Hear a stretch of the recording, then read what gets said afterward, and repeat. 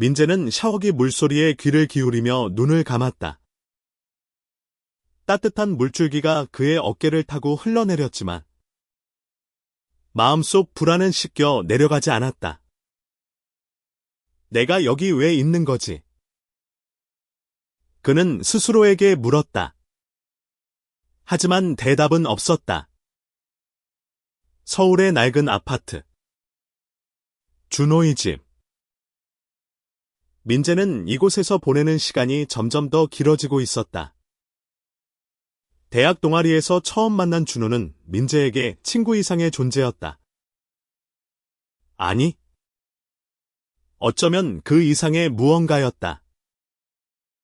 하지만 민재는 그 감정을 이름 짓는 걸 두려워했다.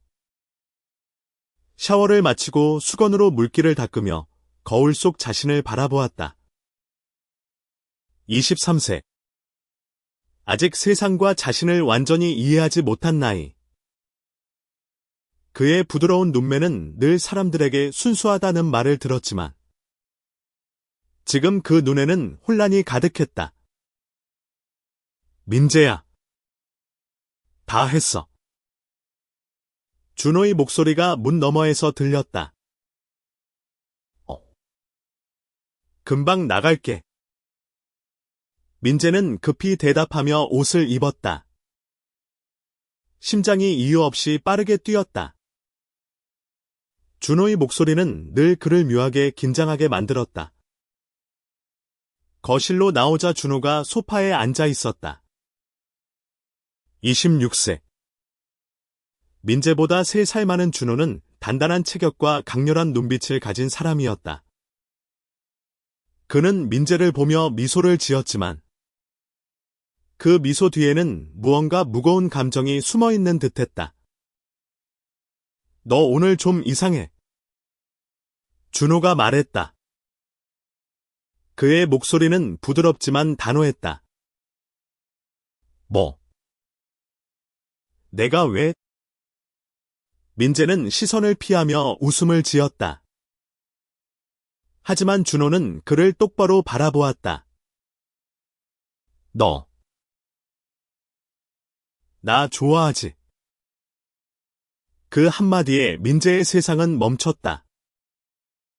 심장이 쿵 하고 떨어지는 소리가 들리는 듯했다. 준호의 눈빛은 흔들림이 없었다.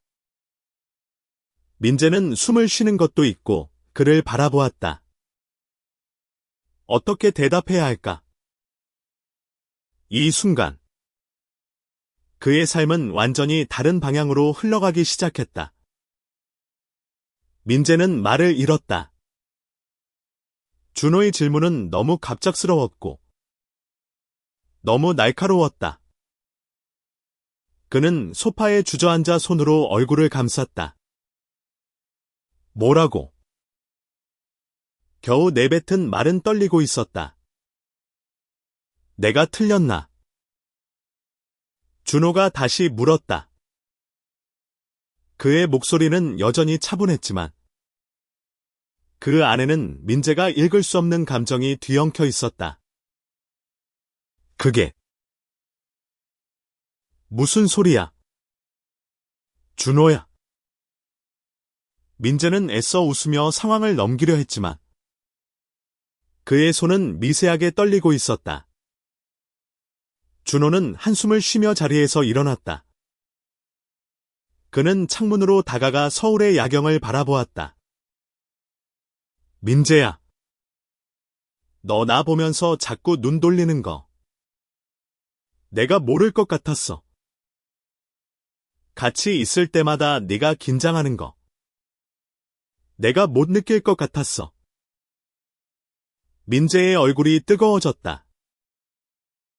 그는 부정하고 싶었지만 준호의 말은 그의 마음을 정확히 찔렀다.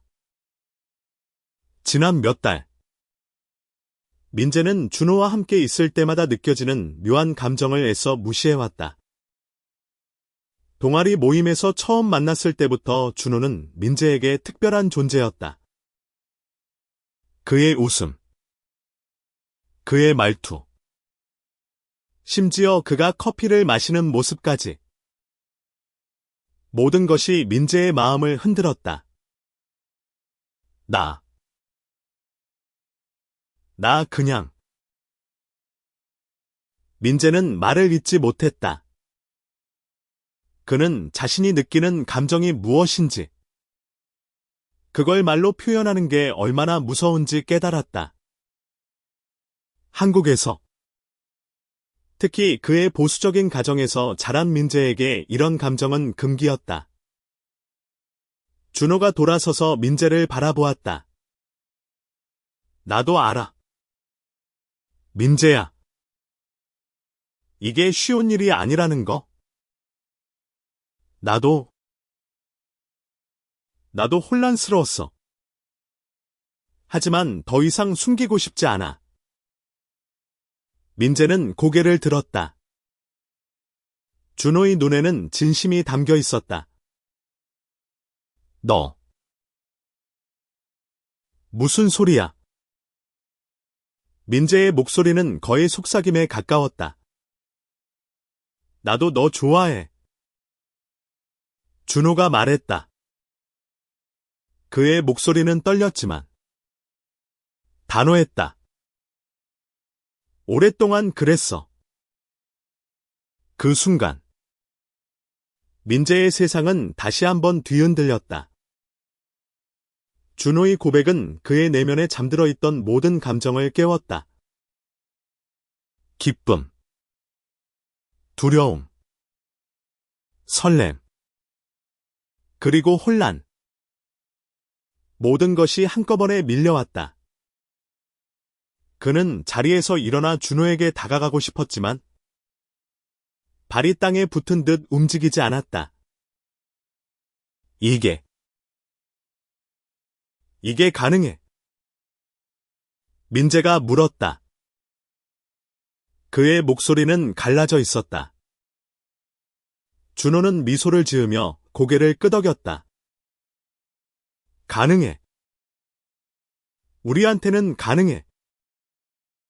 그날 밤, 민재는 준호의 집에서 잠을 이루지 못했다. 두 사람은 소파에 나란히 앉아 이야기를 나눴다. 처음에는 어색했지만 시간이 지나면서 그들의 대화는 점점 더 깊어졌다. 준호는 자신의 이야기를 털어놓았다. 그는 몇 년 전부터 자신의 정체성을 고민해왔고 민재를 만난 후 그 감정이 더 명확해졌다고 했다. 가끔은 무서웠어. 준호가 말했다. 내가 느끼는 게 잘못된 건 아닌지, 내가 이상한 건 아닌지. 하지만 너를 보면서 그 모든 두려움이 사라졌어. 민재는 준호의 손을 바라보았다.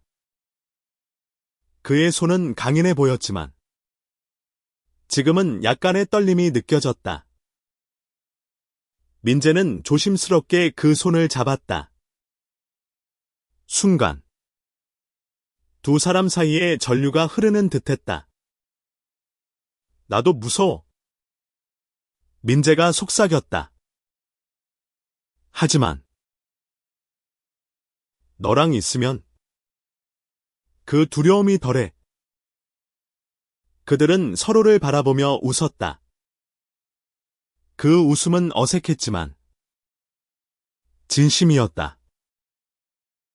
민재는 처음으로 자신의 감정을 받아들이기 시작했다. 이건 잘못된 게 아니야. 이건 사랑이야.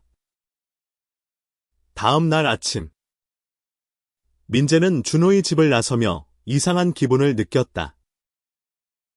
서울의 아침 공기는 차갑고 상쾌했지만 그의 마음은 뜨거웠다.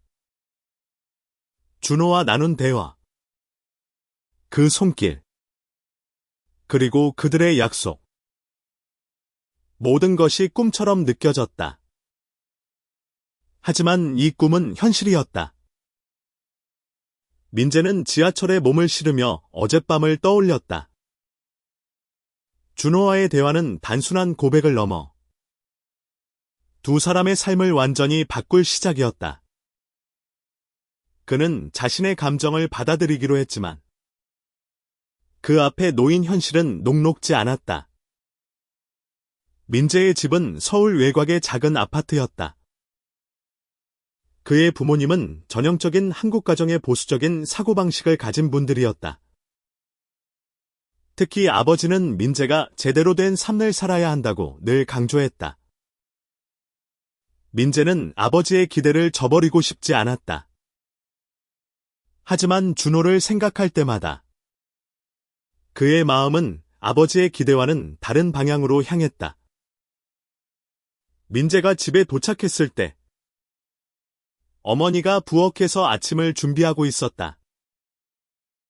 민재야, 어제 준호 집에서 잘 잤어. 어머니의 목소리는 다정했지만 민재는 그 질문에 가슴이 철렁했다. 네. 잘 잤어요. 민재는 애써 평온한 척 대답했다. 하지만 그의 머릿속은 준호의 말로 가득 차 있었다. 나도 너 좋아해. 그 말은 민재의 마음을 계속해서 뒤흔들었다. 그날 오후 민재는 준호와 다시 만났다. 이번에는 한강 근처의 조용한 카페였다. 두 사람은 창가에 앉아 따뜻한 커피를 마시며 이야기를 나눴다. 어제 무서웠어. 준호가 물었다. 그의 눈에는 진심이 담겨 있었다. 응. 근데 너랑 같이 있으니까 괜찮았어. 민재가 솔직하게 대답했다. 준호는 미소를 지으며 민재의 손을 살짝 스쳤다. 그 짧은 접촉에도 민재의 심장은 다시 뛰기 시작했다. 우리 이거 어떻게 할 건지 생각해봤어. 민재가 조심스럽게 물었다. 준호는 잠시 생각에 잠겼다. 솔직히 나도 잘 모르겠어. 하지만 너랑 같이 있고 싶어. 그건 확실해. 그 말에 민재는 가슴이 따뜻해졌다. 하지만 동시에 두려움이 밀려왔다. 한국 사회에서 그들의 관계는 쉽게 받아들여지지 않을 터였다. 친구들, 가족, 그리고 세상의 시선. 모든 것이 그들을 가로막을 것 같았다. 며칠 후, 민재는 준호와 함께 동아리 모임에 참석했다. 동아리는 그들이 처음 만난 곳이었고, 그곳에서 두 사람은 친구로 지내왔다. 하지만 이제 그들의 관계는 달라졌다. 민재는 동아리 멤버들 앞에서 평소처럼 행동하려 했지만, 준호를 볼 때마다 그의 심장은 어쩔 수 없이 뛰었다. 민재. 오늘 좀 멍해 보인다. 동아리 회장인 수진이 웃으며 물었다. 아. 그냥. 좀 피곤해서. 민재는 얼버무렸다. 하지만 수진의 눈초리는 날카로웠다. 그녀는 민재와 준호 사이에 흐르는 미묘한 분위기를 감지한 듯했다. 모임이 끝난 후 준호와 민재는 함께 한강을 걸었다. 밤이 깊어지며 강물 위로 서울의 불빛이 반짝였다. 수진이 눈치챈 것 같아. 민재가 말했다. 그의 목소리에는 걱정이 묻어 있었다. 그래도 괜찮아. 준호가 대답했다. 우리가 뭘 하든, 사람들이 뭐라 하든, 우리만 잘 지내면 돼. 민재는 준호의 낙관적인 태도에 미소를 지었다.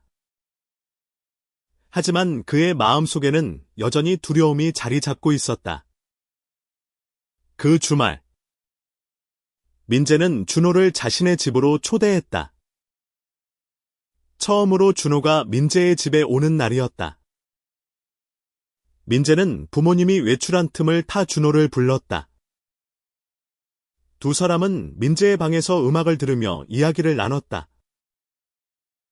여기가 내 방이구나. 준호가 방 안을 둘러보며 말했다.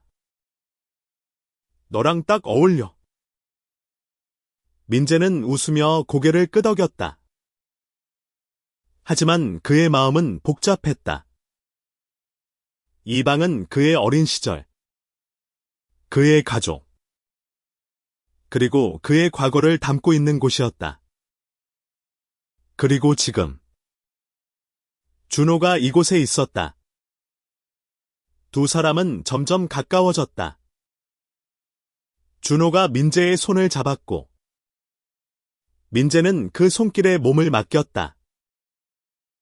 그 순간 문이 벌컥 열렸다. 민재야.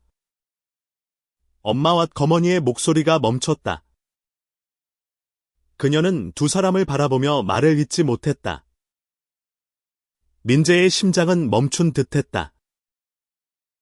어머니의 눈은 충격과 혼란으로 가득 차 있었다. 준호는 급히 손을 놓았지만 이미 늦었다. 방 안의 공기는 무겁게 가라앉았다. 민재야. 이게 무슨 일이야? 어머니의 목소리는 떨리고 있었다. 엄마. 이건. 민재는 말을 잇지 못했다. 그의 머릿속은 혼란으로 가득 찼다. 어떻게 설명해야 할까? 무엇부터 말해야 할까? 준호가 먼저 입을 열었다. 아줌마. 저희가.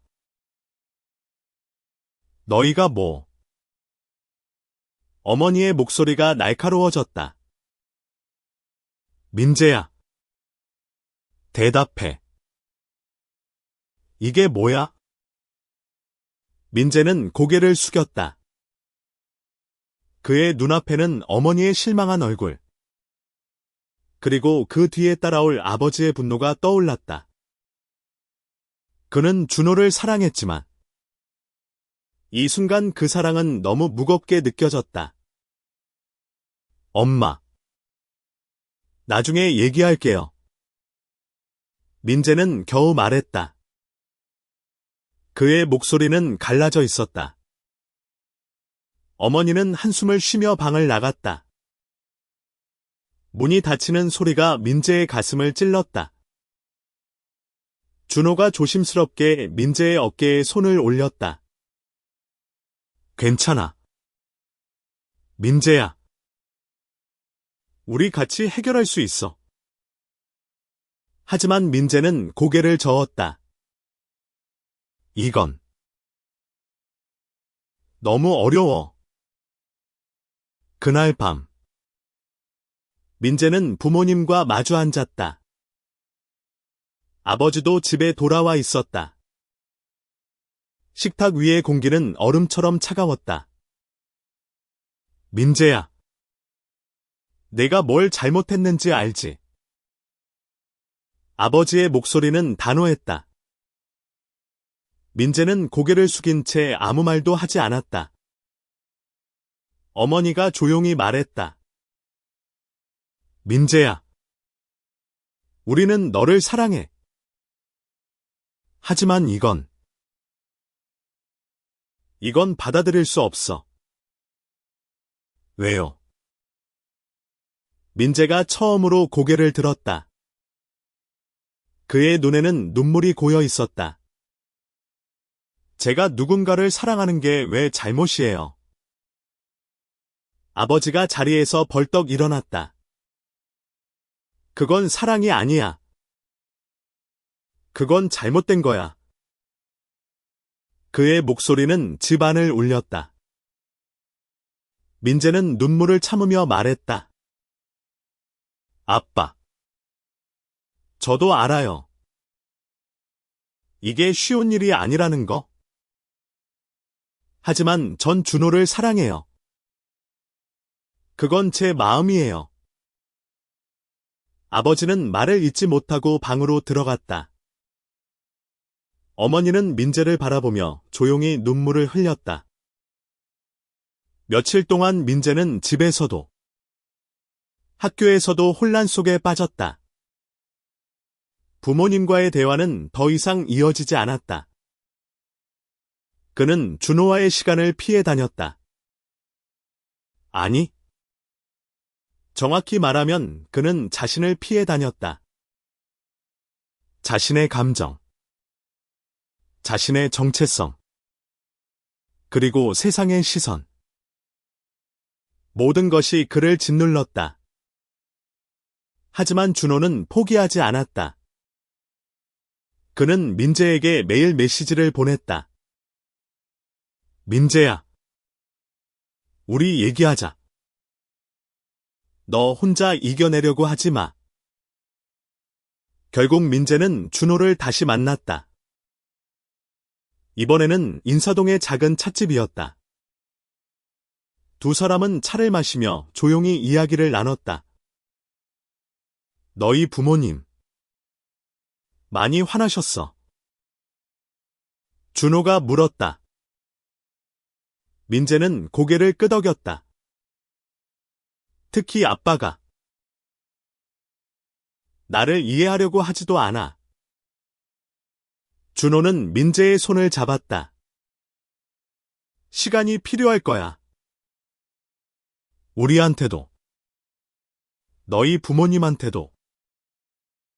민재는 준호의 손을 바라보며 말했다. 너 없이 못 살 것 같아. 하지만 이게 맞는 건지, 내가 잘하고 있는 건지 모르겠어.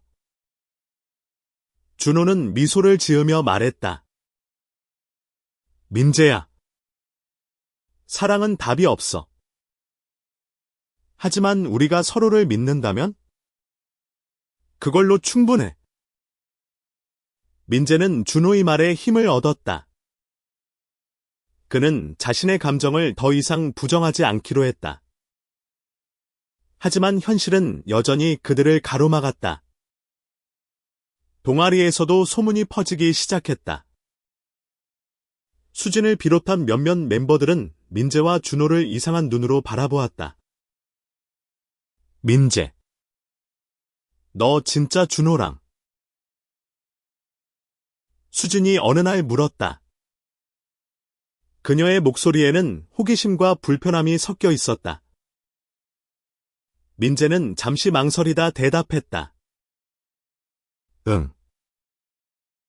우리가 서로 좋아해.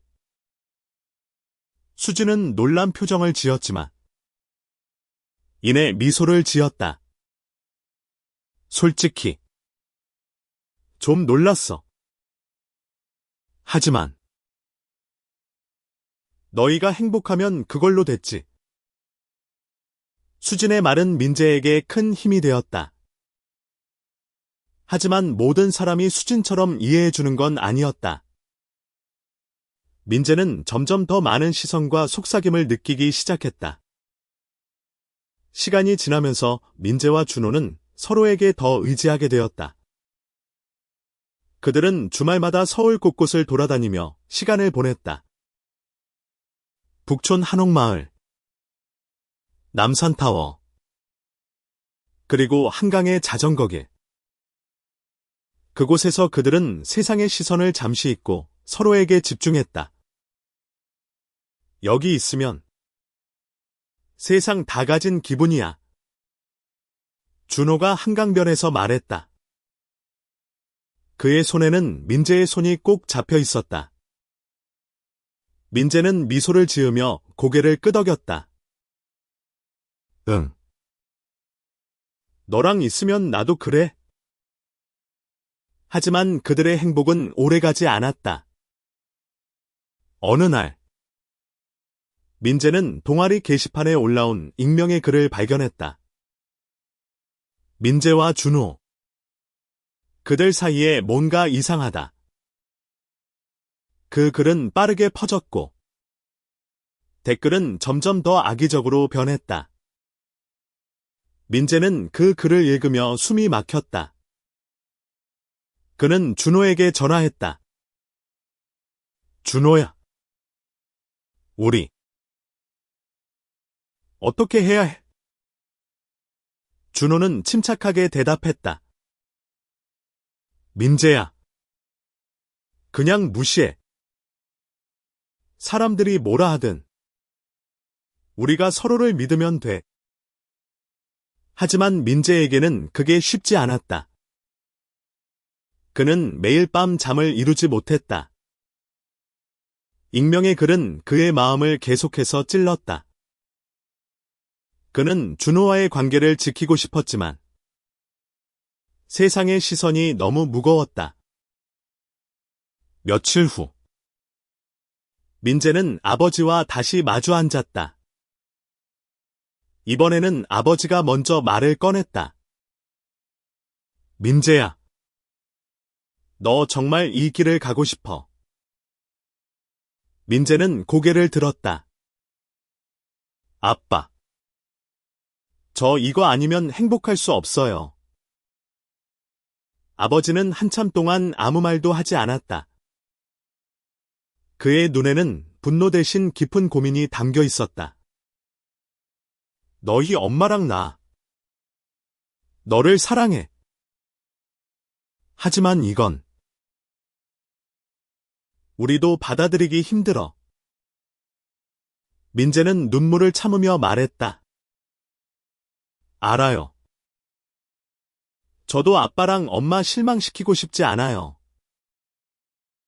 하지만 이건 제 인생이에요.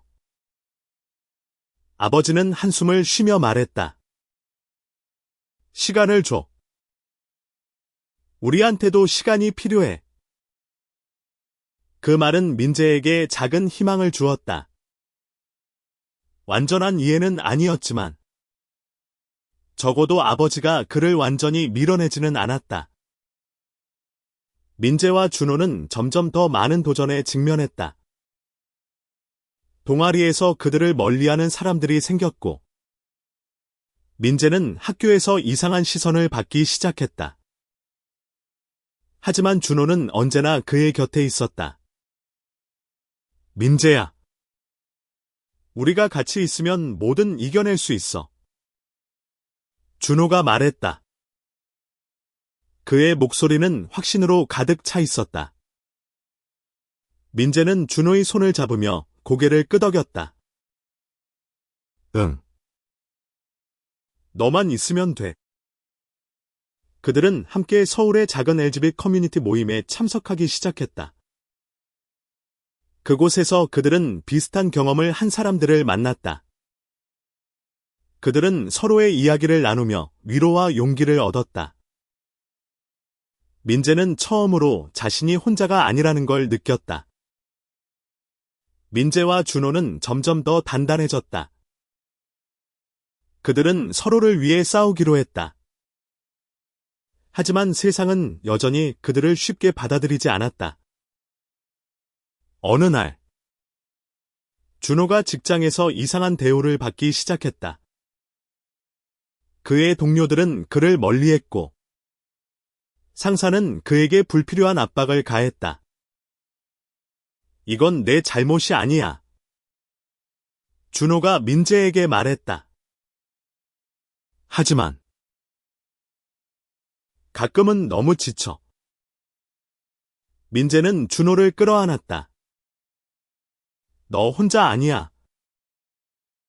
나도 여기 있어. 그 순간 민재는 결심했다. 그는 더 이상 숨기고 싶지 않았다. 그는 자신의 이야기를 세상에 알리고 싶었다.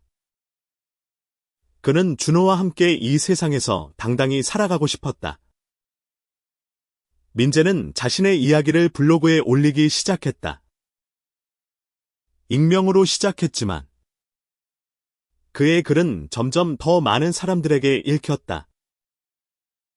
그는 자신의 감정, 준호와의 사랑, 그리고 그들이 겪은 어려움을 솔직히 썼다.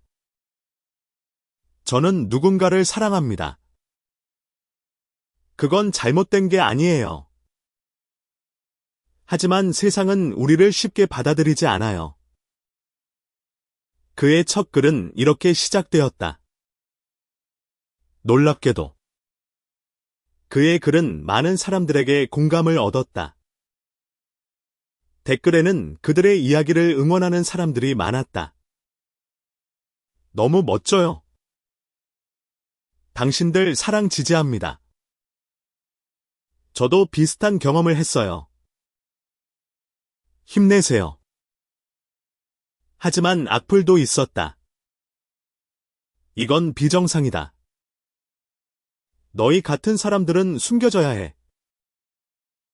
민재는 그런 댓글을 읽을 때마다 가슴이 아팠지만 준호는 그를 다독였다. 민재야. 모두가 우리를 좋아할 순 없어. 하지만 우리를 사랑해주는 사람들만 생각해. 민재의 블로그는 점점 더 많은 사람들에게 알려졌다. 그는 LGBT 커뮤니티에서 작은 목소리를 내기 시작했다. 그의 글은 사람들에게 용기를 주었고, 민재 자신도 점점 더 당당해졌다.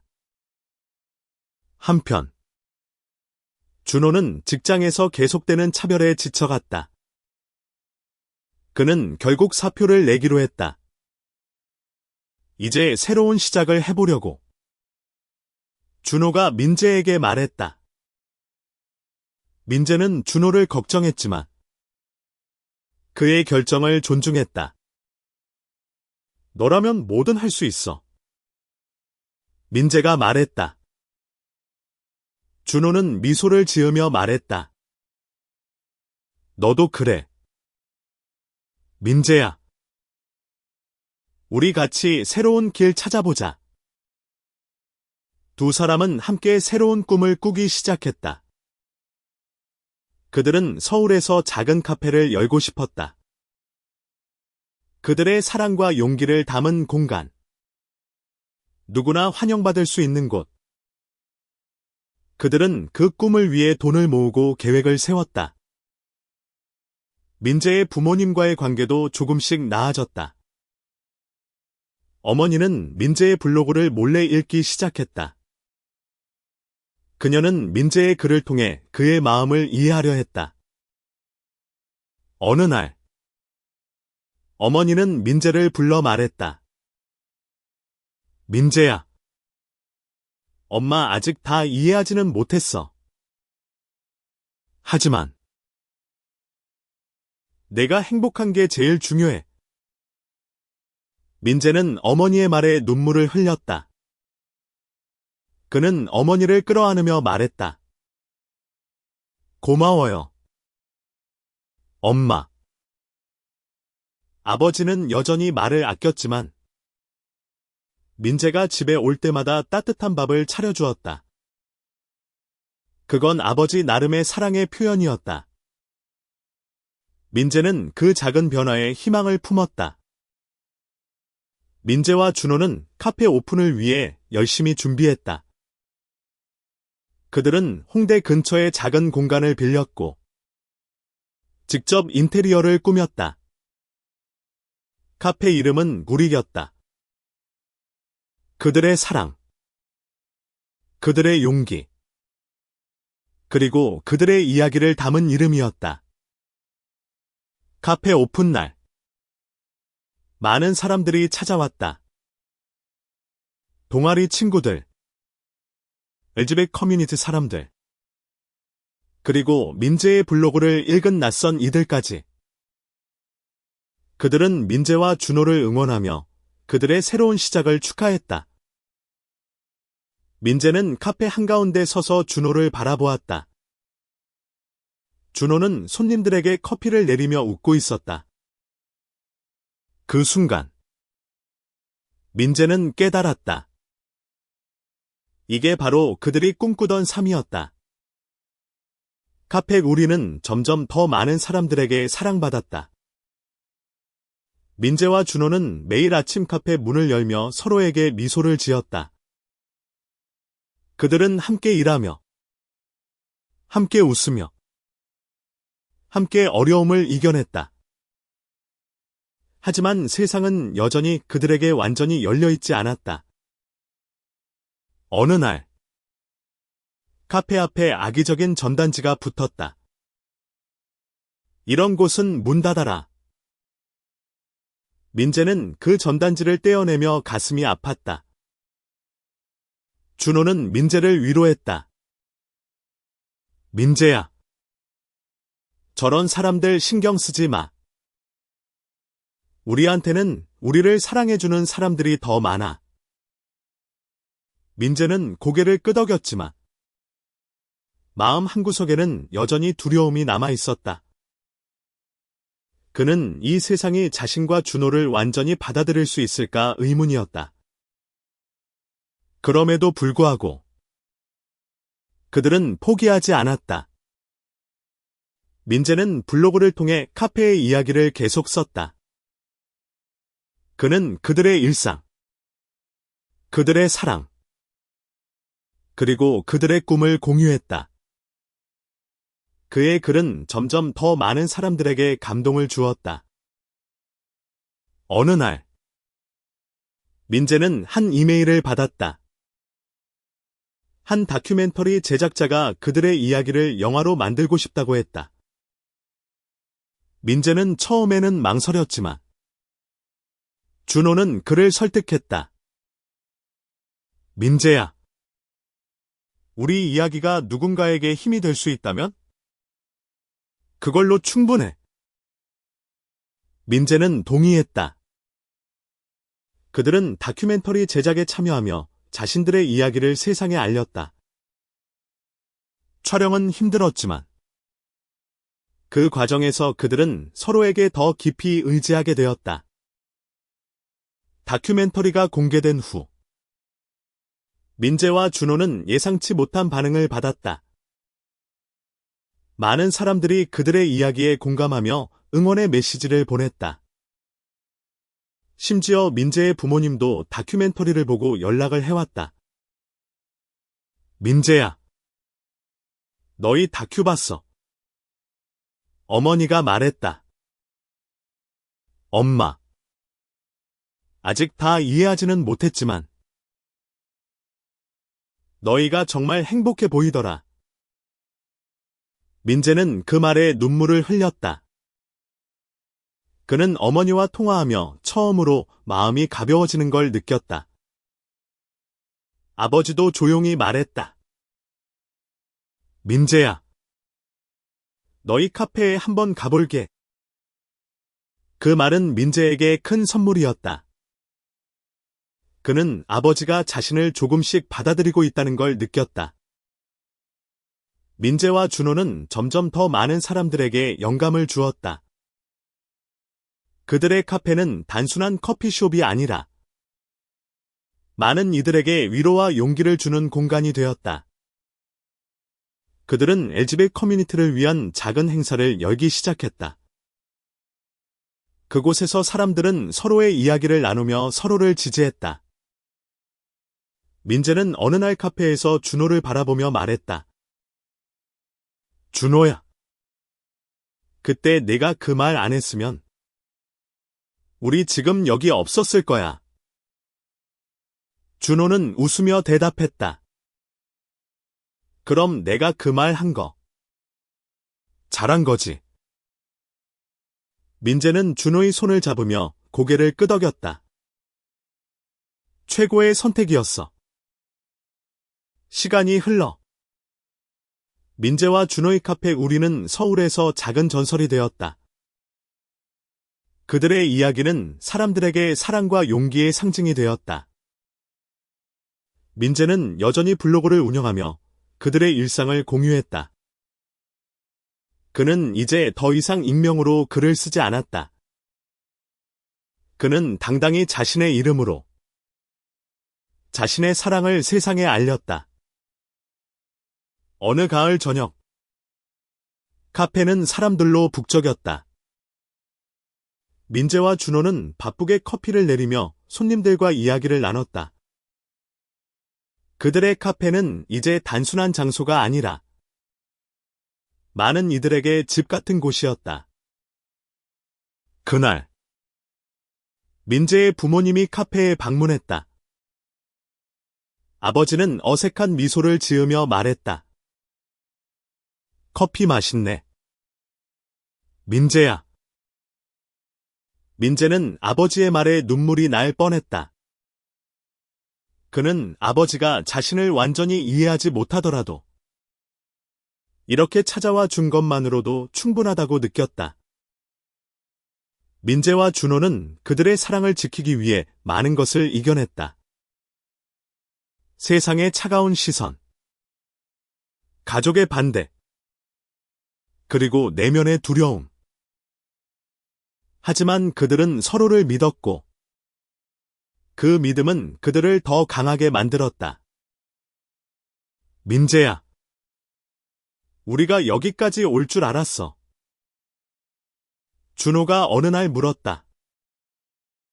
민재는 웃으며 대답했다. 몰랐지. 하지만 너랑 같이라면 어디든 갈 수 있을 것 같아. 그들은 카페를 넘어 더 큰 꿈을 꾸기 시작했다. 그들은 LGBT 커뮤니티를 위한 더 큰 공간을 만들고 싶었다. 사람들이 자유롭게 자신을 표현하고 사랑을 나누는 곳. 그들의 꿈은 점점 더 현실이 되어갔다.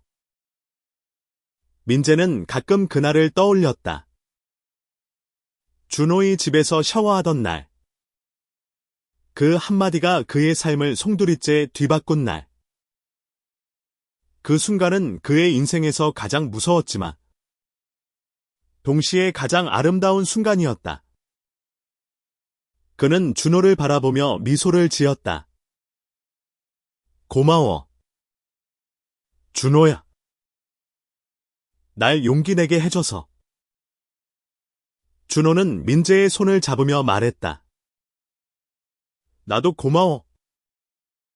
민재야. 너 때문에 내가 더 나은 사람이 됐어. 그들의 사랑은 완벽하지 않았다. 하지만 그들은 서로를 위해 그리고 세상을 위해 계속 나아갔다. 그들의 이야기는 끝이 아니라 새로운 시작이었다. 민재와 준호는 서로의 손을 잡고 앞으로 다가올 모든 도전을 마주할 준비가 되어 있었다.